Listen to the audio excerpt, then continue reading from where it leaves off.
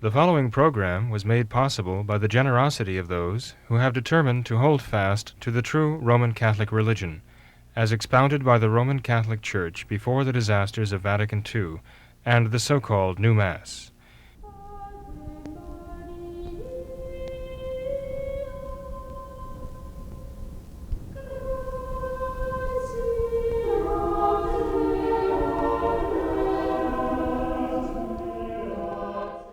Hello and welcome to What Catholics Believe. I'm your host, Thomas Nagley. With me tonight is Father William Jenkins. He's a member of the Society of St. Pius V.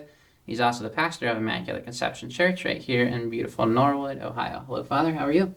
Very fine, Tom. Thank you. Enjoying the beauties of Norwood. That's right. It's a great place to be. It certainly is.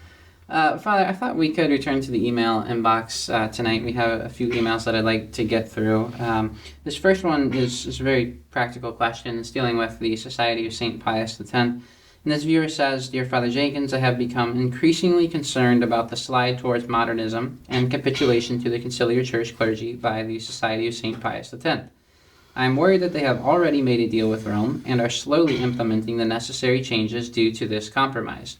Therefore, no public announcement of a deal will be forthcoming. It is apparently already happening due to the obvious change in attitude towards the modernist by the SSPX, as if they are now looking to them for leadership. My question is, how will we know when to stop assisting at SSPX masses? Is there a specific sign to look for? Your thoughts, Father? Well, some think the sign is already there. I mean, the fact that people recognize that there is a capitulation to the modernists, I say that's enough. They can't go forward with that. Others, I guess, are looking for something catastrophic. Remember when the changes were coming in the 1960s and 70s, people were talking in exactly those terms. Mm-hmm. Now we see these changes coming in. At what point do we have to say, no, we can't go along with them any longer? Mm-hmm. I knew good priests back then who would say, well, they've done this and they've done that, but boy, when they do this, that's it. That's where I draw the line. And they never drew the line. They never drew the line because they got used to the idea, changing little by little, gradual change. It's an age-old tactic, and it's done an enormous amount of damage. Now we see people with the Society of St. Pius X going through the same process of, chumming up with the Novus Ordo. And I found something very interesting recently. I found on the Remnant newspaper website an article which was written by an FSSPX, a Fraternity of St. Pius X, Pope Pius X, a priest named Father Michael Johnson. And his article was entitled Carthago delenda est, Carthage must be destroyed. He quotes Pliny as, ending his speeches before the Roman Senate, saying, Carthage must be destroyed.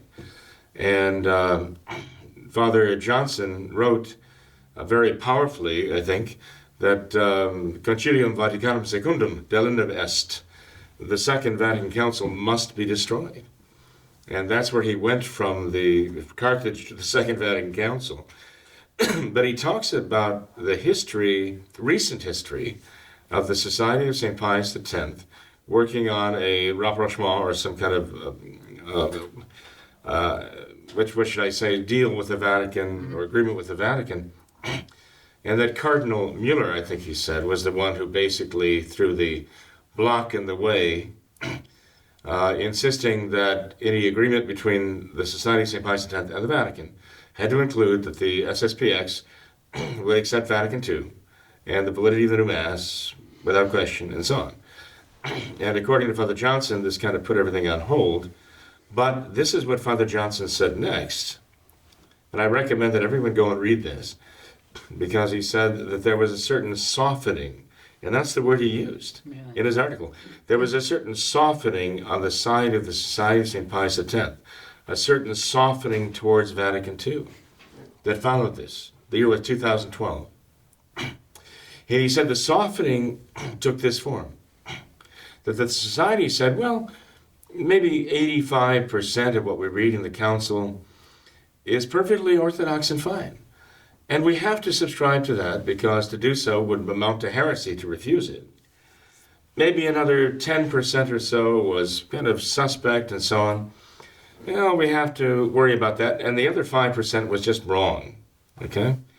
But of the other 10% that was not quite right, then we have to distinguish, well, he said, the good, the bad, and the ugly. He says that ugly part, that 10%, so much of it, some of it could be fixed and made right.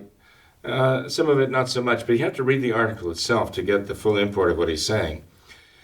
But he made it very clear in his article, as clear as, well, more clear than anyone else, speaking for the Society of St. Pius X, for years, as far as I can see, that the Society has been on this path of softening toward Vatican II. And he actually explicitly said so. And he says, this is wrong, this is a mistake, this is not the right attitude.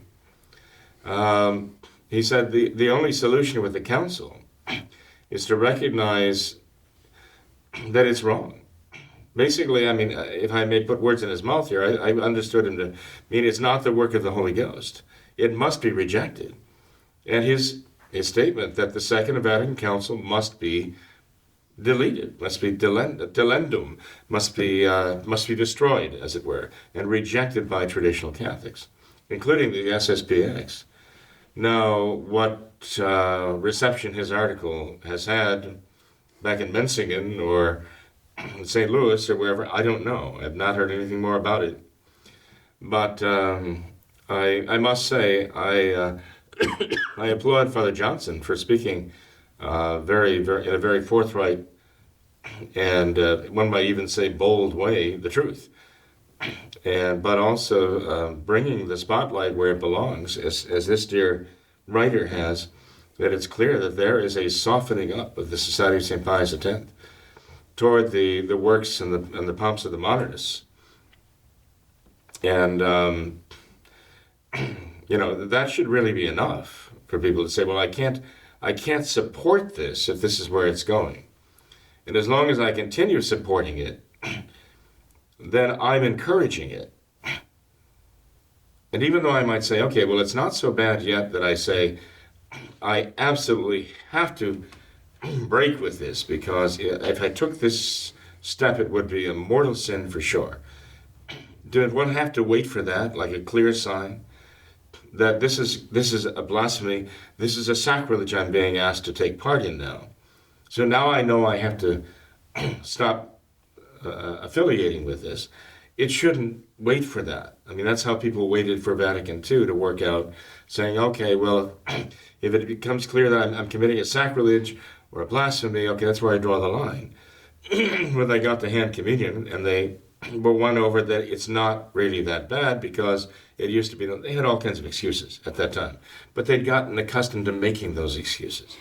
And if people going to the SSPX now find themselves making excuses, they know they've already gone too far. Mm-hmm. Don't wait to be faced with a question of a blasphemy or a sacrilege, or you're beginning to worry about whether you're going to be faced with it. The fact is that you see that on the horizon. By continuing to support it, you're encouraging that to happen. And this is the time to take a stand and say, no, we're not going to go that way.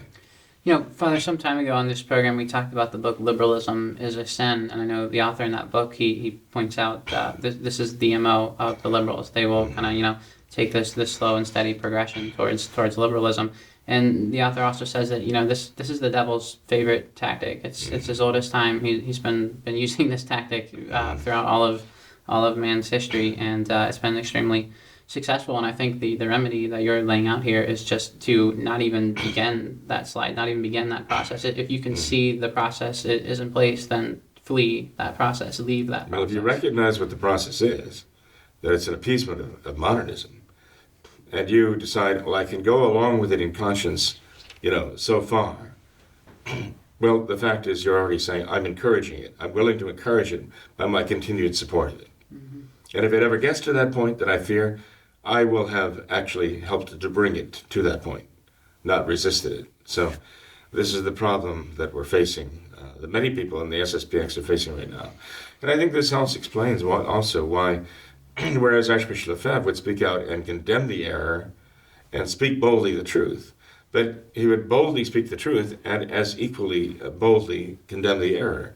But the SSPX, they call for fast reparation for the idolatry that went on in the Vatican during the Amazonian Synod. But as far as condemning the evil of it, they've been very muted about that. Mm-hmm. And that's a bad sign. All right, Father, let's move on to another email here. It's from a viewer who says, Father Jenkins, thank you for WCB. I really enjoy the program, so much so that I would love to move my family to the area so my children could attend the academy. Anyway, I attend a sedevacantist parish in a neighboring state. While I am 100% pre-Vatican II traditional Catholic, the sedevacantist position is a difficult one to discern, as is the validity of certain episcopal consecrations. I understand your position on Thuc and sedevacantism, but isn't discerning these a great deal to ask of lay people? I don't think it is a great deal to ask of them. I think the situation we're in today requires that. I mean, let's face it, Tom, it's impossible to escape having to make decisions. We're confronted with this reality of these decisions. And so we have to pray for the grace to not only understand right from wrong, what is compatible with the faith and what is not, but we have to pray for the grace to have the strength of will to make the sacrifices necessary to be faithful, take the practical steps to be faithful. The moment we say, well, this is more than I should be required to understand or figure out. Again, I mean, this is going back to 1960, 1970, when the changes were coming in and people were saying, well, I'm not a theologian. I can't be held responsible for just doing what I'm told, right? And they supported the destruction of their parishes. They supported the destruction of their faith, the faith of their families, and so on, because they were not willing to face those difficult questions. So even though I do sympathize or even empathize, as it were, with those who are facing those hard decisions, then I just don't see how we can be faithful to our Roman Catholic faith. I don't see how we can be even worthy of our Catholic ancestors who had to make some very difficult decisions. Right up to our parents and grandparents who had to face going through Vatican II and making some very difficult decisions. If we now say, oh, well, that's beyond me, I shouldn't be required to shouldn't be held responsible for knowing and taking action on this. Well, I'm sorry, I think we're letting not only our Catholic ancestors down, we're letting the Church down. I think we're letting our Lord down. We have to know our faith well enough to know what is incompatible with it. And if we see that there is a question of something that could be, well, contrary to all Catholic tradition, we can't just say, well, this is just too involved for me. That's more involved than I want to get to knowing the answers to this. So I better back away and not think about it. No, we have to. We have to try to make the necessary distinctions and do the right thing.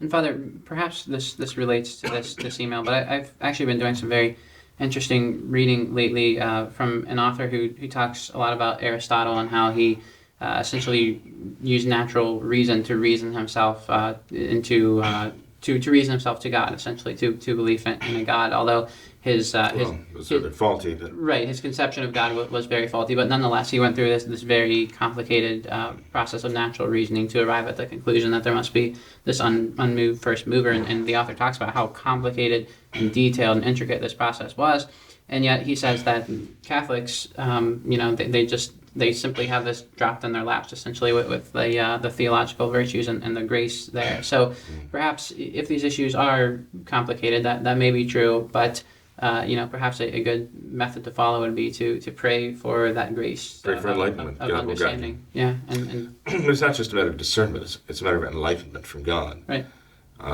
And so, if we're left to our own discernment, Francis and the modernists love the word discernment. because it opens up a broad field of, whatever they can kind of work out in their own minds and justify. That's the way to go. That's fine. But we don't have. There are certain things we don't have to discern in the sense that God has made things very clear to us. Right. He's enlightened us through our faith and through the working of the Holy Ghost to show that this clearly is not compatible with the Catholic faith and the practice of the Catholic religion. And so we definitely cannot go this way. For example, consecrating non-Catholics as bishops. I mean, this is something that the Church has stood for all of these years. So that's not something we have to argue about whether that's okay or not, or whether it's a crime against the faith. It is. It's declared such by the Church as a crime against the faith and a crime against the Church to do something like that. Totally contrary to all Catholic tradition. And so there are certain things we don't. The thing that concerns me, I mean, people make up an issue like that, saying, well, we have to discern, whether or not, how seriously to take that, or whether. No, you're avoiding. That's avoidance. Is what it is. It's avoiding a rather patent fact that this is wrong, and the Church has always condemned it, and we can't do this. We just can't go that way. Right. Father, I wanted to get into another email because it has some similar threads to what we've been talking about. It's from a viewer who says that as a layperson, I find it very difficult to judge matters involving theology and canon law. There are clergy with opinions 180 degrees opposed to one another. So how is a layman to decide? On the other hand, he says, I do have education and training in finance and economics. I have studied a great deal of secular history. From this, I can see that the globalist New World Order agenda is evil. It is an attack on people's bodies, minds, and souls. It sets up a global dictatorship where the common man has no real say in how he chooses to live his life. Francis and the Novus Ordo Vatican hierarchy have been pushing this evil agenda. I would like to hear Father Jenkins' opinion as to whether one could reject the Novus Ordo Church based on this alone, outside of any theological and canon law arguments. Absolutely. Yeah. I mean, you're talking about the natural law here. You're talking about human nature, and you're saying that this is something that is opposed to human nature and has been proven such by history. So these are natural facts, right? And modernism does have very unnatural consequences. I mean, a lot of people have rejected the Novus Ordo because they've seen the consequences. They may not necessarily be able to argue the theology of changes made in the liturgy or the creed and so on. But when they see the practical consequence, there were even priests who went along with the Novus Ordo at first, but they saw the practical consequences of how destructive it was for the souls of the people they were guiding. And so it is, we see the practical evil consequences, the bad fruit coming from a bad tree. And so even if you don't necessarily recognize the species of a tree, and recognize, well, that tree, I know that is an oleander bush there. Those are poisonous, or that's ricin there. You eat of that castor bean plant and so on, and you're going to be ingesting poison. They may not recognize the species of plant, but they certainly will see the consequences of the application of this poison.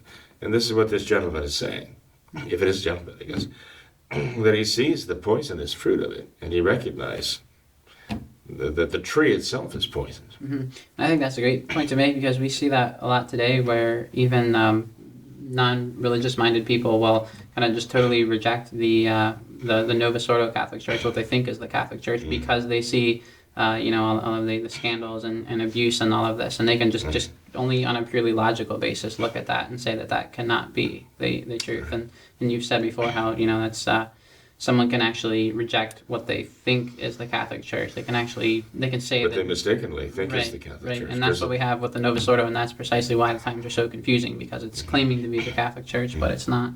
Well, I actually had someone send me a message just yesterday about the very subject. Mm-hmm.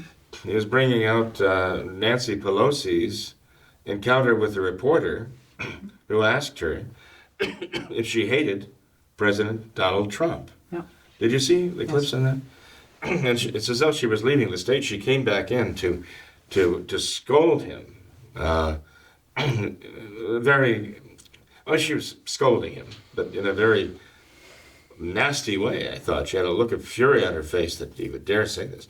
And her answer to him was, I grew up in a Catholic family. We don't hate anyone, right? And as though Nancy would say, well, you know, I was taught in my family not to hate anyone, but we love everyone. I don't know if she actually said those words, but I think, in fact, she has expressed the idea, you know, that this is all a labor of love, you know. And she looked as though she could throttle the man if she could reach him. And you've seen the look on her face and also things she's done to mock President Trump and so on. The work of love is very interesting. Nancy Pelosi's definition of love is very interesting, because I'm sure Nancy would say, well, yes, I have a Christian love for Donald Trump. I love my country. I love children. But then, how does she express this great love for children? She presides over the dismemberment and the scalding to death and the destruction of thousands and thousands of babies every year in abortion. And she is like the high priestess, as it were, of abortion right now right? In America. But she would insist, no, it's love the children, love babies. She's murdering them by the hundreds of thousands, protecting Planned Parenthood. Absolutely, you know. That's her definition of love. And so I believe Nancy's very, very sincere when she says she loves Donald Trump, when she says she loves her country. She loves them in the same sense that she loves the babies she's aborting, and whose abortion she is actually not only enabling, but she's rooting, she's cheering for, and she's being actually voted for. Mm-hmm. That's the key to her political power right now. Mm-hmm. Right?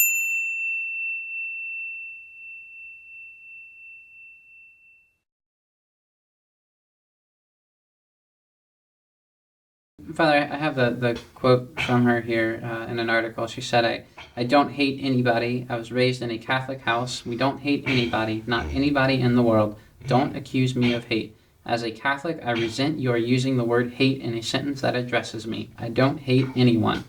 I was raised in a way that is a heart full of love. I still pray for the president. I pray for the president all the time. Father, isn't this... it's a mockery. And people see it. They know. Yeah. I mean, people know that this is a complete mockery of... But it's a prime example of somebody saying, well, that's Catholicism. She's Catholic. This article, Father, is from the National Catholic Register on their website, and after it provides the quote from her, it says that Pelosi's response was founded on Catholic theology and the Gospels. In the Sermon on the Mount, Jesus said, "Love your enemies and pray for those who persecute you." And they kind of go about trying to make the pretend case that Nancy Pelosi is a Catholic. But Father, isn't this a perfect illustration of the diabolical disorientation that we're living in? I mean, God save us from the love of Nancy Pelosi and her fellow leftists. Their love is more toxic and dangerous than any other evil. I mean, that love is not born of heaven, it is born of hell. You know? And if the devil is capable of quote-unquote love, well, I think that defines what she says right there. That meets the definition of it. Well, Father, perhaps another example of this diabolical disorientation and confusion of terms, if you would, is this. There's an article on LifeSite News which says that Pope Francis petitions UN for new annular secular celebration of human fraternity. Think about that, Father. If he wants, Francis wants the United Nations to institute a global observance, right? To commemorate human fraternity. By the way, I understand this was to commemorate on February 4th his signing of the Abu Dhabi document with the Muslim imam, right? Yes. In which he says God wills all religions, right? So he wants us to have a global holiday to celebrate his signing of this document. Talk about totalitarianism. What was the motto of the French Revolution, which wrought so much death and destruction? Liberty, fraternity, equality. What is the motto of Francis? Equality, right? Of course, capitalism is a great enemy of quality, you know? And fraternity, right? The brotherhood of mankind. I mean, Francis could be his exalted grand highness of the Masons, you know, and issue a statement like that and call for a global feast day of fraternity. And this is the problem now. They're trying to give this the leftist socialist phalanx now, which is sweeping the world, a religion. They're trying to make it a religion. And Francis is the one who's transforming it into a religion. It's kind of interesting, Tom. Recently I read an article by a Marxist. And the Marxist said, we have to complete Marx by making Marxism a religion. We have to, you know, Marx was not against all religion. He was against Christianity. But he was against supernatural religion. But Marx was not against all religion. In fact, I was reading Marx's own words in which he was even telling Engels, we do not want to make atheists out of men right away. They will find their way to that. We have to conceal that from them at first, so as not to drive them away. But the question of this writer was, how do we find a religion that is compatible with Marxism? And his answer was this. His answer was, it's already here. Neo-paganism.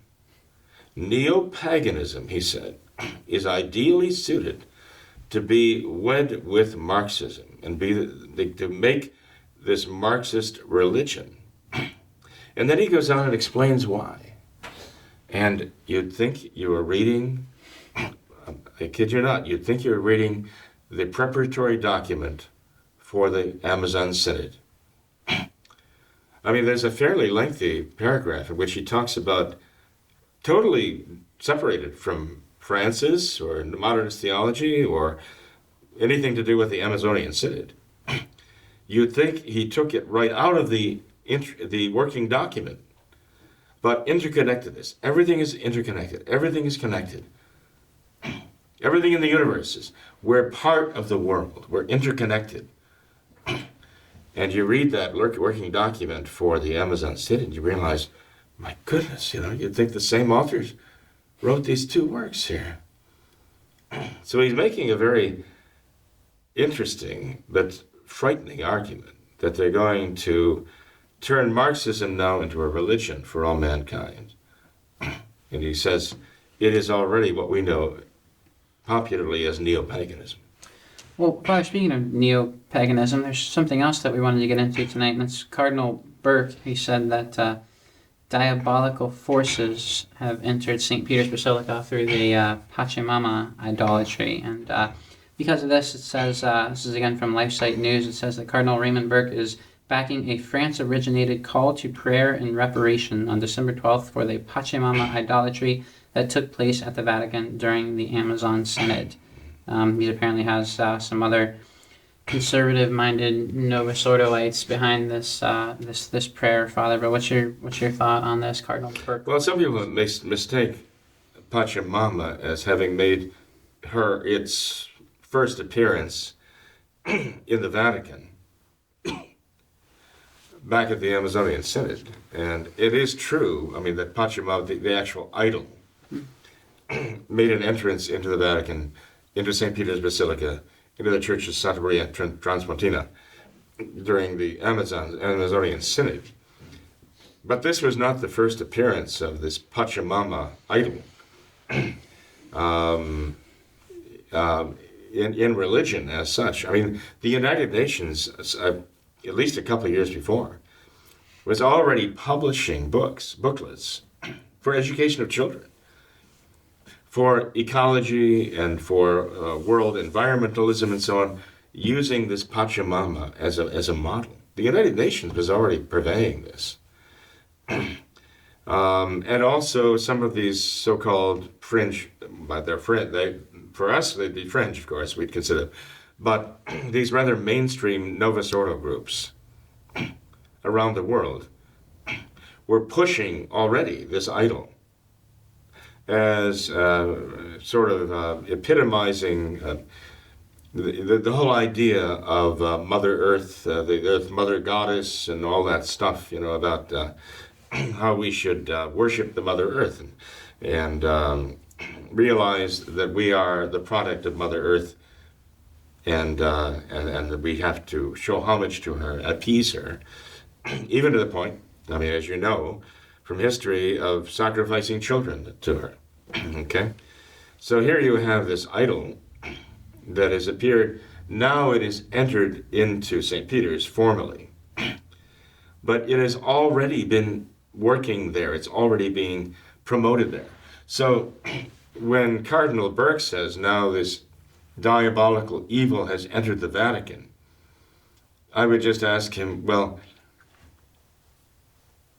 where have you been all this time? The entry of this satanic symbol, this idol, this false god or goddess into the Vatican is the result of a long process. The diabolical spirit didn't enter in there. For all of the other issues surrounding Malachi Martin, the fact is, in his book, The Keys of This Blood, about page 632, 633, 634, he himself says that when Paul VI was elected, he already found in the Vatican this ineradicable, malevolent, malicious power, the evil power that had taken hold there. He even connects it with Charleston, South Carolina, and the 33 degrees of Scottish Rite Masonry. In the book, he says this. And this was a bestseller. He then goes on in subsequent pages to connect it with the Fatima apparitions of our Blessed Mother and Our Lady's prophecies of what would happen because of the sins of mankind. He ties all that together in a very interesting way. Now, I'm not endorsing what he's writing there, because, obviously it's his own thoughts on the subject. I'm not saying that this is necessarily accurate now. But he says this, and how long ago did he write the book? The book was written quite a while ago. A bestseller, and you heard no reaction. I heard no reaction. Millions of copies of this book were bought. Presumably people read as far as page 632. And they're reading about this malicious, diabolical power that has taken control of the Vatican. And where's the reaction? Where's the huge outcry of people saying, oh my goodness, this is horrific. How could someone who claims to know these things say such things? My question is not as how one who claims to know these things say such things, but how could he know it and say it, claim to know it, say it, and you hear nothing about it? What's wrong? There's something really peculiar going on. But he was even tying it together with sexual abuse of children. He was tying it together with child abuse and sacrifice in the same book.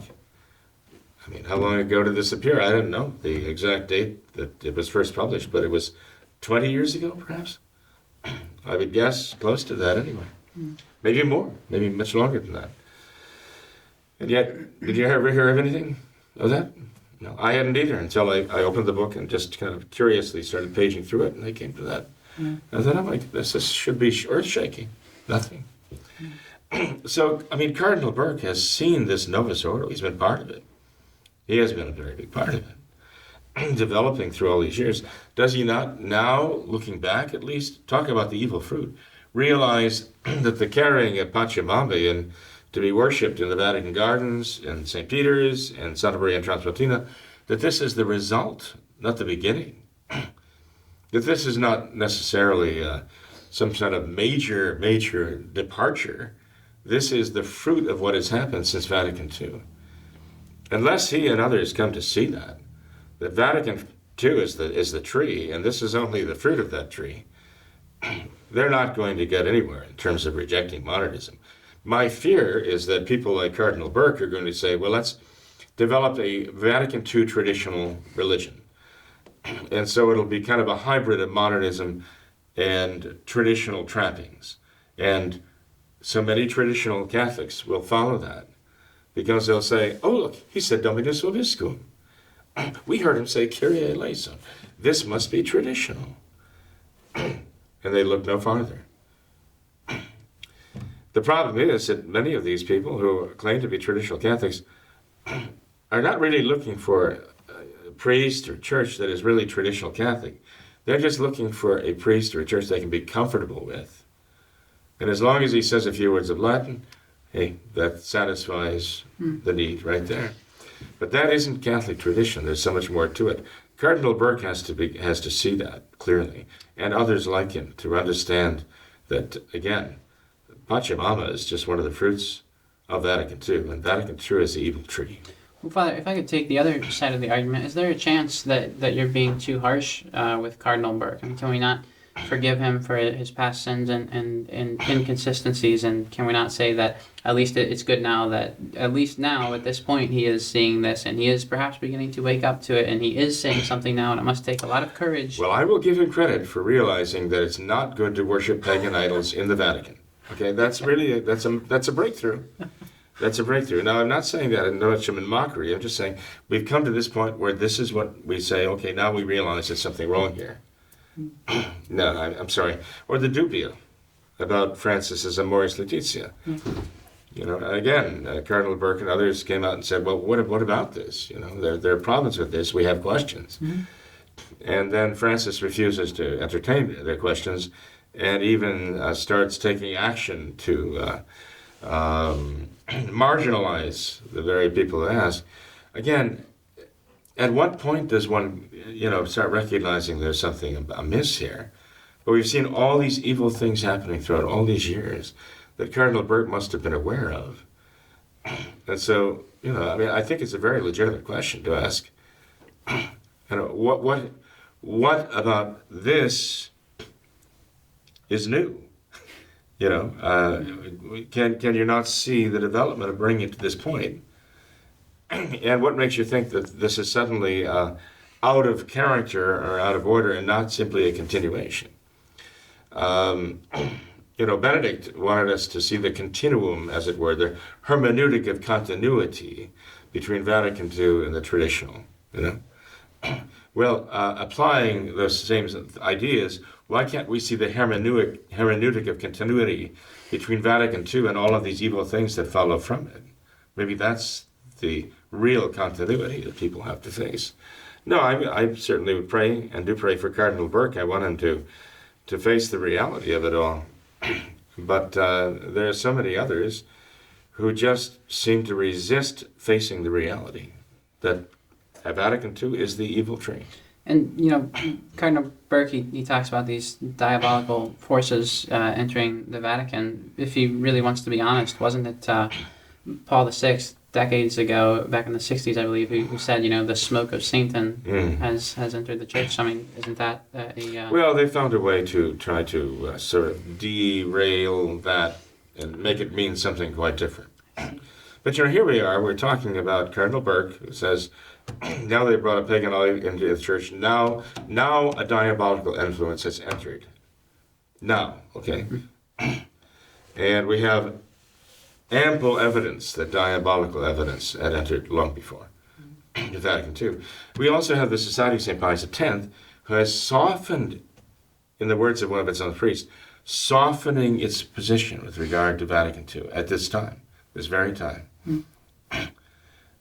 Certainly softening that position from Monsieur Lefebvre, their founder. And these are not good trends in themselves trying to, no matter what, trying to resist seeing the reality that Vatican II, I'll say it again, is the evil tree. And it is from that tree that all of these evil fruits have come. As a natural consequence, even. And at the same time that the SSPX is softening, then we have these illustrations like Cardinal Burke, who his rhetoric, it seems, is perhaps becoming more and more bold. There are those in the Novus Ordo, even Novus Ordo bishops and cardinals, who are willing to now challenge Francis. So they're directly challenge Francis. So we have on one side the supposedly traditional Society of St. Pius X softening and the Novus Ordo bishops and cardinals becoming more and more bold and more direct. How ironic is that? Tom, I don't know how well you might know of Archbishop Lefebvre and from his writings, perhaps, because I know you're too young to remember him in life. But I think anybody who knew him, and not that I knew him, greatly, okay, I knew him well enough to think I can honestly make this statement accurately, that anyone who knew Archbishop Lefebvre could hear what he would be saying now about that Amazon Synod and about this Pachamama in the Vatican and Moloch outside or actually within the columns of the Colosseum. I think people would have a very good idea of what Archbishop Lefebvre would be saying. And it's not being said by the Society of St. Pius X, sad to say. Are there any final words, final thoughts before we close the program? Well, I think we have to, just face reality and hope that others do too. I mean, it's not easy to face these things. And when this gentleman says that, it's not too much for us to discern, I'm not claiming that it's easy to do this. I'm not saying that people just figure this out all at once. It doesn't come that way. But nonetheless, I think there's a certain compelling logic to facing what's happening and realizing what's behind it. Reason is the power, the ability to understand things in their causes. And if we apply the use of reason to what is happening to us, we can see very clearly what's causing this. And even though we might have certain sacred cows that we want to protect because we're too heavily invested, let's say, in Vatican II, and if I were a Cardinal Burke and thought, I'd invested my entire life now into Vatican II and carrying out Vatican II, or even an Archbishop Vigano, I would have to do some serious soul searching to say, well, I think I'm beginning to see now that the fruit of this has been very wrong. Just as priests who accepted Vatican II and the new Mass when it first came out came to realize there's something very wrong with this. There's poison in this. And they had to often sacrifice their livelihood, their future of advancement and preferment of this. If they'd only been quiet, just like the martyrs were offered, noble marriages and riches, if they would sacrifice to the idols of Rome. People had to make hard decisions, and that's where we are right now. If we're going to keep our faith and be faithful to Christ, we have to be ready to do that. But we have plenty of examples in the saints, and we certainly have they are there as champions in heaven praying for us right now. But it's a matter of being faithful to our Lord, ultimately. We have, of course, here within the octave of the Immaculate Conception of our Blessed Mother, we have a primary example of absolute unwavering fidelity to the will of God in our Blessed Mother. And she really, above all, is our champion. So we have to look to her. When the devil looks at her, the sacred scripture says he sees an army drawn up in battle array against him. And think of our Blessed Mother as an army drawn up in battle array. That's hard for us. We don't usually see Our Lady that way. And we shouldn't. But her enemy does. I will put enmity between thee and the woman. Words of God himself spoken to the serpent after the sin of Adam and Eve. And so the devil sees her as his enemy. And she's so formidable, he sees her as an army armed against him. All of her virtues are those weapons. Of course, when we look at her, we see Tota pulchra est Maria, thou art all beautiful, Mary, because we see those weapons as adornments, some things of great beauty in her. So we have to turn to Our Lady, who is she's referred to in so many of the encyclicals as the one who crushes heresies. And this refers also back to the prophecy of Genesis 3:15, crushing the heresies. And the modernism we know from St. Pius X is the synthesis of all heresies. So we have to beg Our Lady to come to our aid here and crush the heresies of the most wicked one. But in order to approach and ask for that, we have to have a heart free from sin, a heart devoted to God and God's will. That's what we have to be. That's why we have to get back to the true traditional Mass with a true traditional Catholic priest, receive the true traditional Catholic sacraments, and begin practicing in its integrity the true traditional Catholic faith. That's where grace is. Father, thanks for being here tonight.